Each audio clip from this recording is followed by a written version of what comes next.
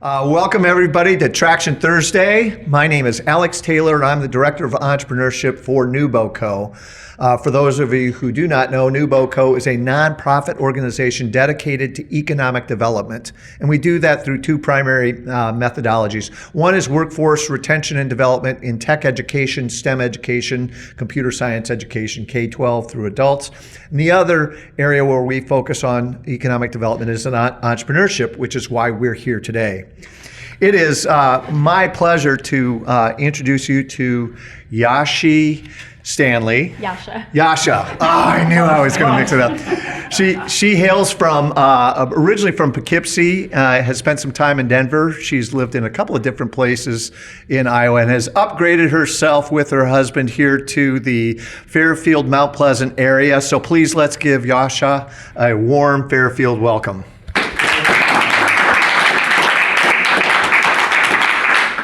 Thanks for having me. I'm really excited to be here. I'm just going to share a little bit about myself, and then at the end, I would love to take questions. I'm going to share my story and a little bit of my struggles as well. So, he said, I'm Jasia Standley. I'm an herbalist and a homesteader, and also a craniosacral fascial therapist. And I run a business called Graceful Wellness, where I offer personalized herbal consultations and make small batch remedies rooted in traditional plant medicine. I came to herbalism as a young adult, not because it was trendy, because there wasn't Instagram or TikTok at the time, but because I was unwell. I was experiencing serious health issues that no doctor could explain. It was only in the last few years that I put all the pieces together and realized it was because of a pharmaceutical decision that all these problems arose. But at the time, I was only 18, and all I had were my excruciating symptoms, and all I got was a shrug from all of my medical doctors. They gave me ultrasounds and ran tests, and they had no idea what was going on. The best they could offer me was to go on birth control, or to hook me up to an IV to replace lost fluids when I would eventually go to the hospital. After the first year of experiencing these terrible symptoms, I stopped going to the hospital because it did nothing, and I just learned to deal with it, and I thought that's how it would be for the rest of my life. It wasn't until I was living on my own in college that a friend introduced me to the healing power of plants. I was desperate enough to try anything, and through a lot of trial and error, I slowly healed myself without the help of doctors. And that experience changed everything. I started looking at the ingredients on the foods that I ate and the skincare products that I used. I started replacing over-the-counter medications with herbs and plants and foods. And I questioned all the things that I had been taught up until that point. Over time, I fell in love with herbs. I started reading books, talking to other herbalists, took a number of online courses, and then eventually a more formal training, and now I help others walk on a similar path. I'm proud to say I haven't been to a doctor in 18 years, and it's not because I'm anti-medicine, but because through my own experience, I learned early on that they have no idea how to truly heal. They only know how to diagnose and offer Band-Aid solutions. And in some cases, like myself, they couldn't even offer me a Band-Aid because they didn't know what was going on. As an herbalist, I serve families and individuals who want a natural, rooted approach to their health. I make ready-made small batch herbal products like salves and teas, tinctures, herbal syrups, and then I also work with clients through consultations. Most of the people I serve are women and families.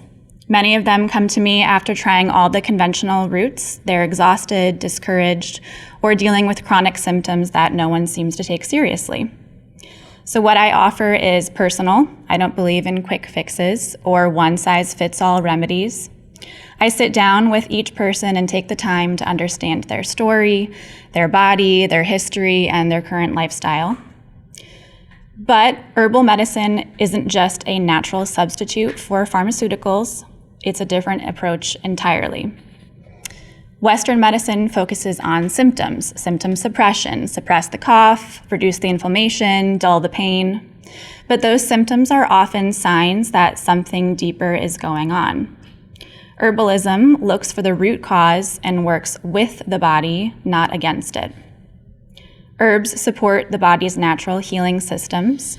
They can address the same issues you'd go to urgent care for, like colds, infections, gut trouble, except without the harsh side effects or damage to your gut microbiome. I've seen herbs help people in ways that they didn't know were possible. And so here is where the struggle begins, and it's the reason I wanted to share my story and ask for your advice. People love what I do. They think it's so cool. They admire the way that I live and how I help my children heal naturally. People are interested in what I know, but they don't always think to come to me when they need help. They'll say they love natural remedies. They'll buy a salve or a tincture from me at the market. We'll talk, they'll nod and agree with what I say. But when something real comes up, like a clogged duct or a child with a fever or a chronic skin issue, they will go straight to the doctor or Google or the health food store.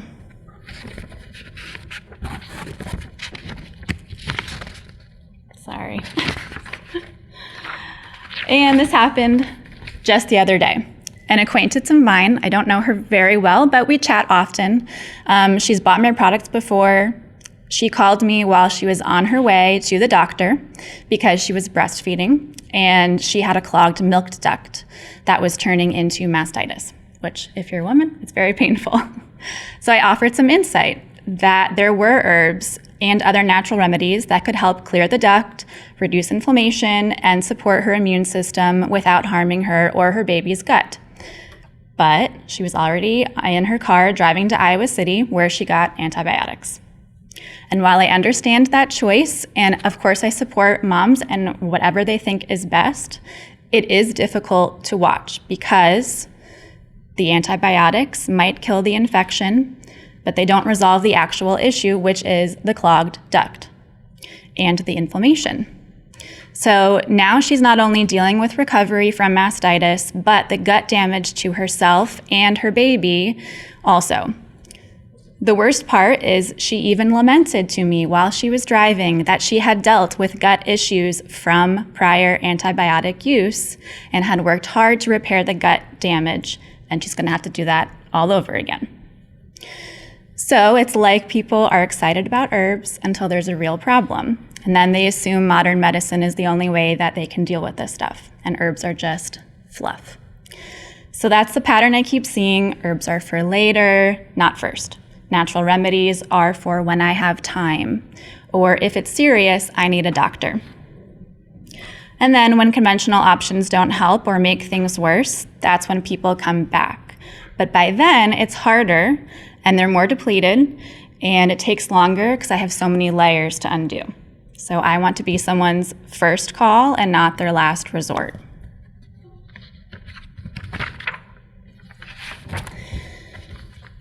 Another issue that I'm seeking help with is that it's not just that people bypass me. They also ask me for help without realizing what they're asking for is actually a service. They'll message me at 10 p.m. with detailed descriptions of what's going on with their kid, or they'll pull me aside at a gathering and say, what's a good herb for this or that? And they expect the answers for free. And they don't mean harm, and I know that, but it is exhausting because they want the benefits of a consultation without actually booking one.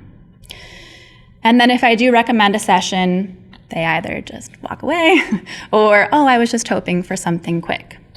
But herbalism doesn't work like that. It's not a quick fix. It's not a one-size-fits-all approach. It takes listening, it takes context, history, and it takes time. And I love to teach. I love to share my knowledge with others. I want people to feel empowered to care for their bodies and their families. But when I offer that wisdom in a structured setting, like a consultation, people often don't want to pay for it. And I'm sure there's a familiar story from a lot of other entrepreneurs, especially in wellness or creative fields.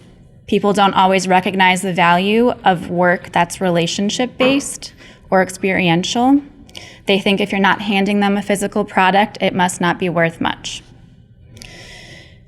And now with so much free online content like blogs and YouTube and Instagram, people expect to get in-depth information without paying for it.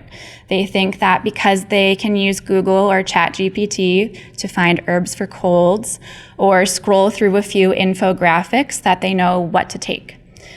But that information is often surface level, it's not individualized, and sometimes it's just wrong because there are so many herbs and everyone is different.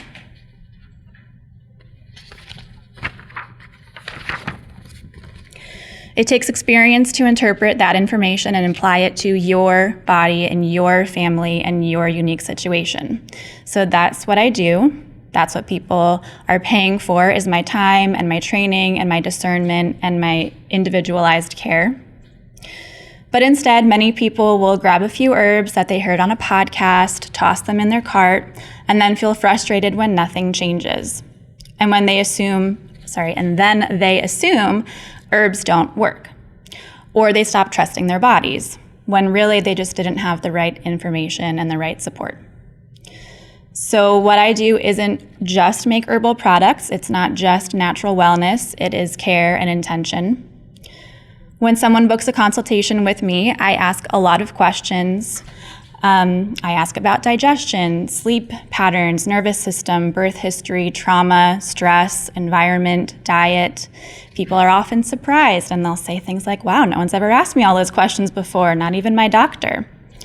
But it matters because nothing in the body happens in isolation.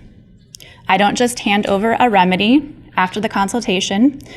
I look at the whole picture, and I don't just suggest herbs, I also suggest lifestyle changes. I offer education, dietary tweaks, small habits that can make a big difference. Because this is slow medicine, intentional medicine. It's not a Band-Aid, and it's not meant to be a quick fix. Which brings me to the last issue that I'm struggling with, is that we're up against convenience culture. Like I said, people generally want quick fixes. They want something labeled for colds or for digestion. And they feel like they've checked the box. They'll take the tincture blend home that they find at the store. And that is difficult because those kinds of herbal products are everywhere. There are tons of herbal brands with great marketing, but a lot of times there's like 10 or 15 herbs in one bottle. But the thing is that not all colds are the same. Some colds you need hot and some you need cooling herbs, some you need damp herbs, some you need drying herbs. It all depends on what you are experiencing with your cold in that one moment. So if you give everyone the same formula, some people will feel better and some people won't. And then I often hear them say again, well, I tried herbs and they don't work. But it's not the herbs that didn't work. It's that they were not meant for you in that specific situation. It's that they were used without guidance and without wisdom. And that's why I also offer acute consultations, which are short, affordable sessions for things that you just need quick help for in the moment, like colds, stomach bugs, skin flare-ups. But even then, most people don't book them. They'd rather Google something or just grab whatever's on the health food store shelf, even if it doesn't help, and then just move on, and most likely go to their doctor in a few days when the herbs didn't work. So I am coming to you for some advice. I want to ask all of you, how do you help people understand the value of what you do? How do you compete with convenience and help people see the difference between quick fixes and true solutions? And how do you communicate value without feeling like you constantly have to sell yourself? Thank you.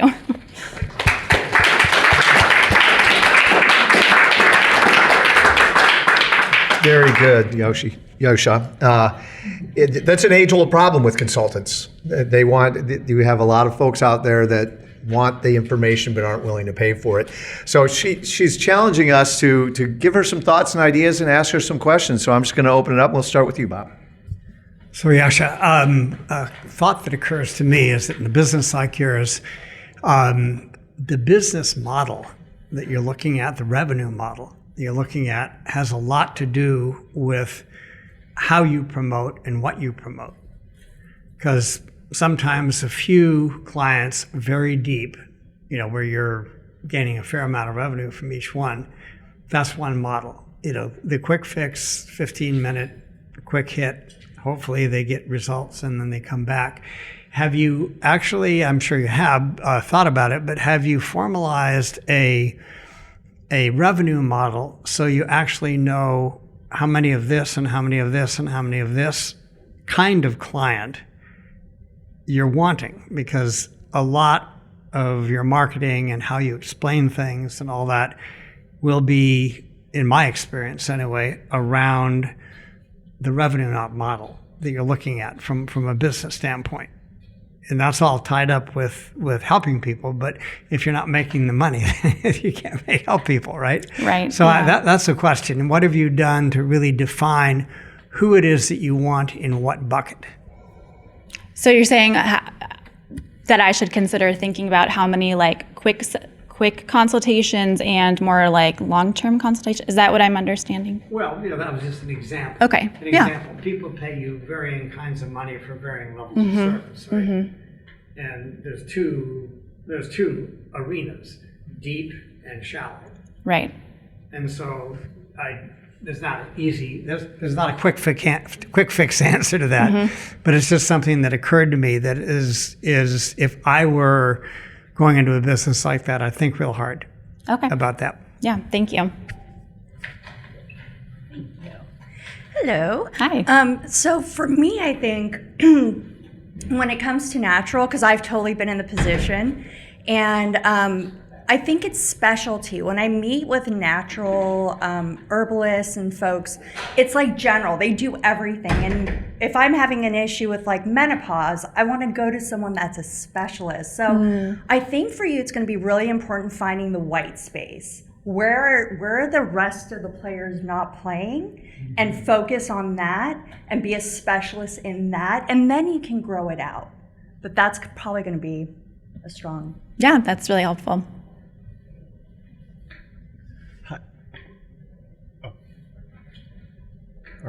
Hello. So you mentioned that also issue is people just want quick fixes. So I'm part of Generation Z.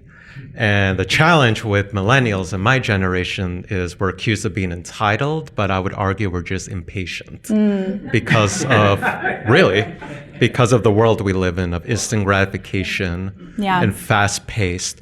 So then how do you convince my generation and millennials to not do a quick fix in a very fast world? Yes, that is a great question.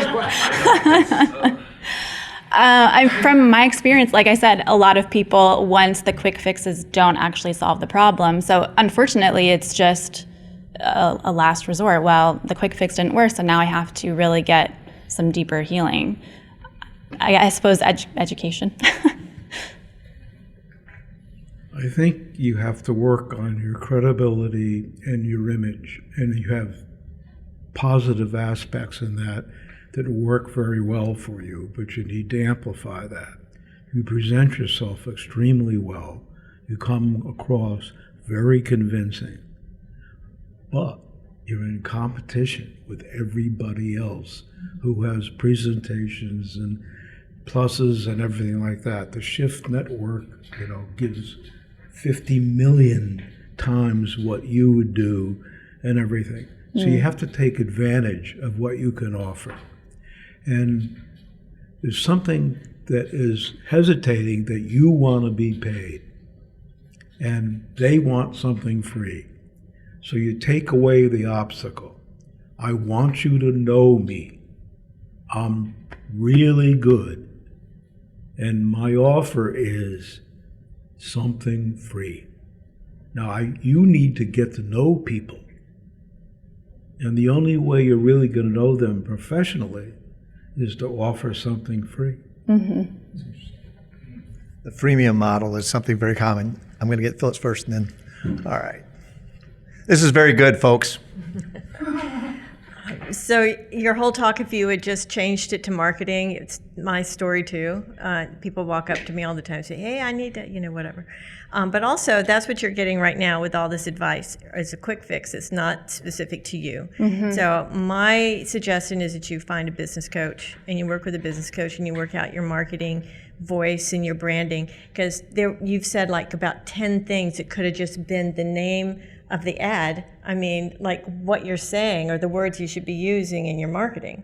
But also to go deeper and get a business coach and work all these things out, it'd be well worth it in the long term of your business. Okay, thank you. Good advice. Here we have another question. I thought it was really powerful when you were talking about your personal story. And I think it's like a lot of people just relate to stories. And so I think it might help if you had other clients that you could share their story of you helping them. And then, you just be like, hey, this is how I helped them. And I don't know, just people relate to that kind of stuff. Yeah. It's a very good point. Storytelling is very, very important for selling your business and consulting. Yeah, thank you so much for the work that you do and also for coming to talk today. And your integrity, I think, really shines through in me listening to you. And that seems like a really good selling point in today's world where, like you're saying, there's so much quick fixes and convenience culture and stuff like that. Being willing to be honest with people about what it takes, I think is really attractive to me as a customer when I look for people to work with. And then also the pain point that I hear for you about people feeling like herbs don't work because they've tried this and that in this way. It sounds like you might be in a position to really like support people at that point and kind of do some education and help them re-story if you have the energy for that. And then there was also something that I struggle with a lot too around my personal boundaries of like, where do I want people to meet me in what I'm offering? And I find like the clearer that I am on what I am and am not willing to do for free or outside of a consulting container, the more people know where to meet me. So if I tell them, actually, you need to schedule this for me to do that for you, I find that I get more of what I need.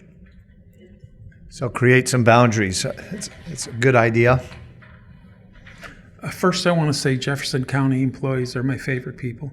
And secondly, I have to charge you for my consultation. Otherwise, I'd be a hypocrite, right? Because that's what you're saying. No, but I see a governance thing, which I think a lot of people pointed out already, and that is, number one, to document your experiences that you've had, your successes you've had already, and make it available to the public and make sure people know. And then one opportunity I would say is to get an agent or a salesperson that comes before you. So all calls go to them. And they're the ones that say, well, there's only a $50 or there's only a $500 retainer fee and she'll be, good for another month or two and you call her anytime for anything. But I live that life, and it's because I'm a single male and I didn't need money, and I have a little bit of a vow of poverty. So I did many things in my life for free, gave away everything that I brought out. And that model is more oriented towards a nonprofit.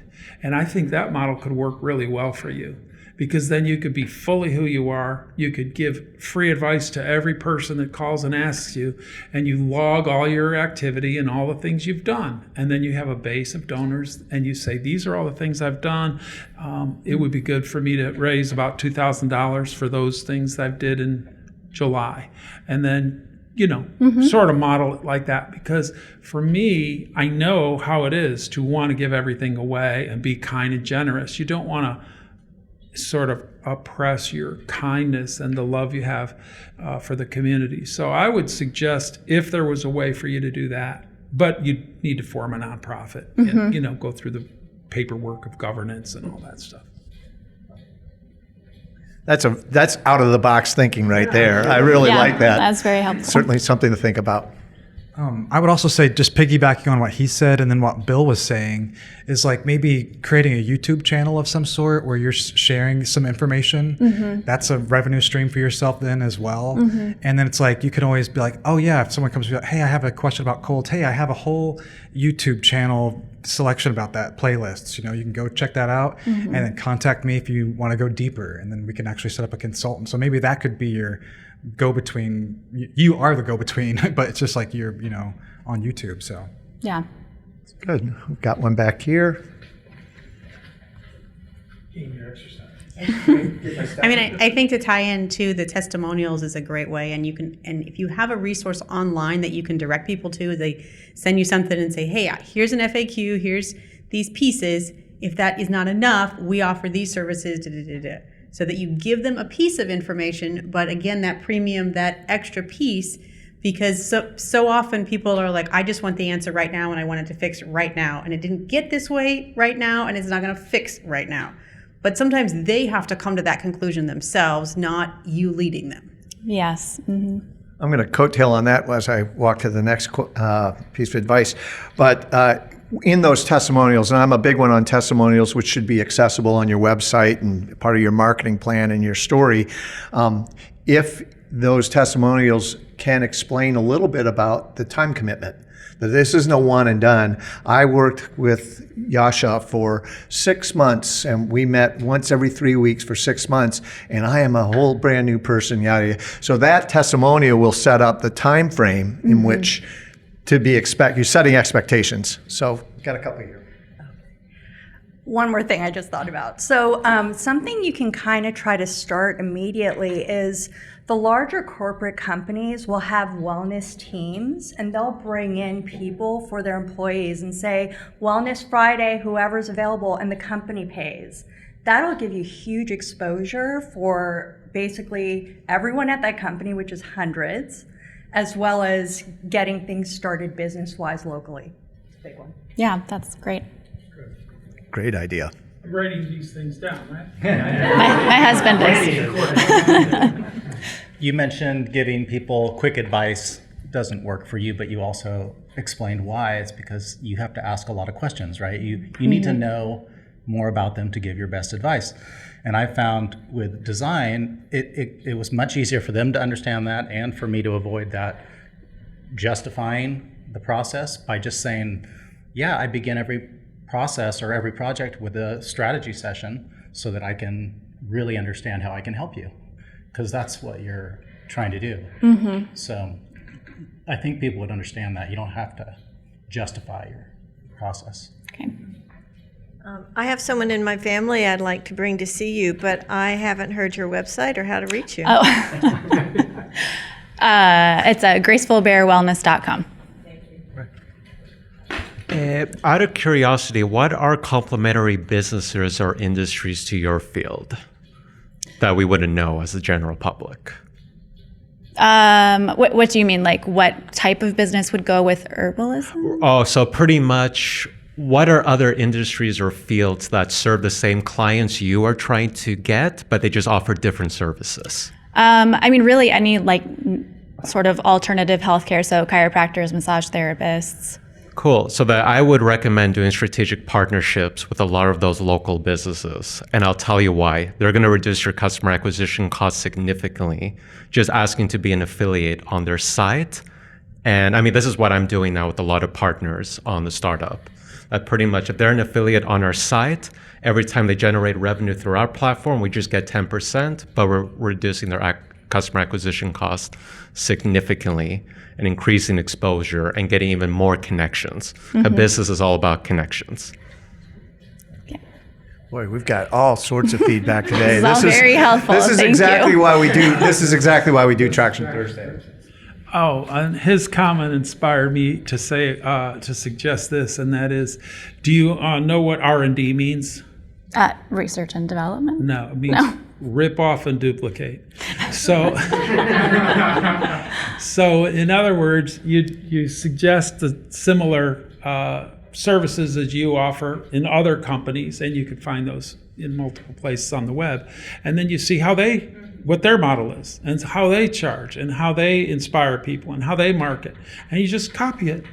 Just do what they're doing, if you want. Others, here we go. Oh, I think you're perfect. There you go. Yeah, just since I don't have your contact information, I sent Danny a contact. This is a young man here, Michael Dearborn. He is MIC Mike the Vegan. And when I talked to him 2 years ago, he had 380,000 people listening to his YouTube channel, and he was making a good living selling that influence. I think everyone was riveted to you when you were speaking. You've got a tremendous personal story. You got a lot of depth of knowledge. I'll send Danny Mike's information, and you might want to sit down with him, because doing a one-on-one consulting thing, your revenue is going to be limited to what you can do, right? Mm-hmm. If you do something like that, and Phyllis is another tremendous resource for that, then you can create revenue that comes in independent of your activity. Then you can really focus on the stuff that you like to do, and the revenue comes in kind of, in the mailbox. Mm-hmm. Okay, excellent feedback. Here we go. Anna? How to say, my maybe recommendation is listen your emotions too, because it's so important. And I think you didn't tell, but I can imagine that sometimes you can feel anger, that people didn't call you, or call you again too late. And I think our emotions sometimes help us see that maybe sometimes we need create boundaries, maybe sometimes we need connect much deeper for what's really important for us. And what you're doing, it's amazing. I so appreciate, and I'm so sorry that it's hard for you, but what you're doing, it's really important, and a lot of people need it. And I think here it's really listen your emotions, and if it's negative emotions, what's my emotions want to tell me, and maybe find actions that good for you.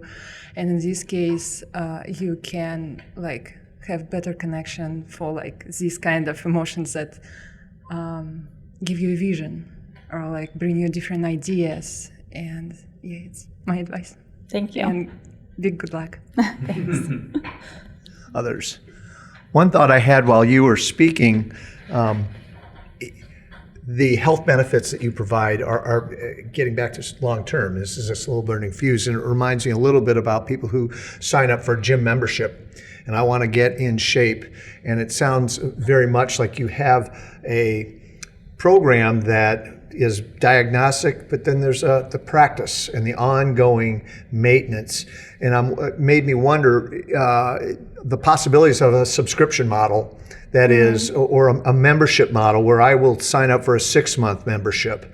And that 6-month membership gets me X number of visits over time, explaining that very similar to a gym, in order for me to get buff like I currently am, I have to go to the gym once, 3 times a week, but we're going to get you in shape. And at the end, this is what the results will look like. Mm-hmm. And if you'd like that ongoing coaching, and we can talk about diet and herbal stuff, just a thought, because I think it fits that.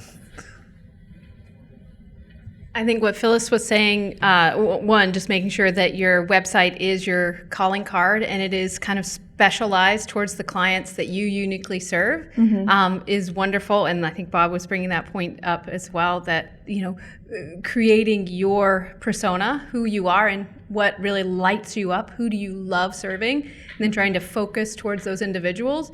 And having on your website, of course, linking back to your YouTube page, you can host it on your YouTube page, but having a 101 free course, like an intro level, and also because knowing that you and Danny have a homestead, that a little bit of a tie back to how this is how you live. Mm-hmm. This is your life. And these herbs that you have become partners with, they're familiar to you because they're part of your ecosystem. So let people see what it is that a healthy life can bring. And if you're grounded back to nature, what it would feel like for them if they tried to do the same. Yeah, that's great. If anybody is looking for free information, I do have a free ebook if you sign up for my newsletter, and it's about herbs for first aid. That's something that is pretty approachable for everybody. Herbs for first aid. A free ebook if you go to her website, and the website again is gracefulbearwellness.com. gracefulbearwellness.com, and sign up for the free ebook for herbs for first aid, which is awesome. Other feedback or ideas? Here we go, Mr. Hickey.